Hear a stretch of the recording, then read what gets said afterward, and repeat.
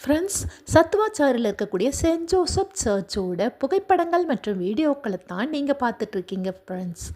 அப்படியே இன்னொரு விஷயத்தையும் உங்ககிட்ட ஷேர் பண்ணிக்கணும் அப்படின்றதுக்காக தான் ஃப்ரெண்ட்ஸ் இந்த வீடியோ. ஒருத்தவங்க வீட்டில் நடந்த விஷயம். அயல் நாட்டிலேருந்து ஒருத்தர் வராரு. நிறைய பரிசு பொருட்கள், திங்ஸு எல்லாம் எடுத்துகிட்டு வராரு. வந்துட்டு இறங்கி உறவினருக்கு வீட்டுக்கு போனோம்.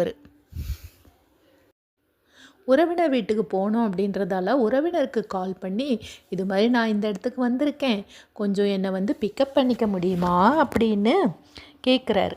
ஆனால் அந்த ஃபோனை எடுத்தவர் என்ன சொன்னார் அப்படின்னா, அவரால் பிக்கப் பண்ணிக்க முடியும், பிக்கப் பண்ணிக்க முடியாத சுச்சுவேஷனெல்லாம் எதுவும் கிடையாது.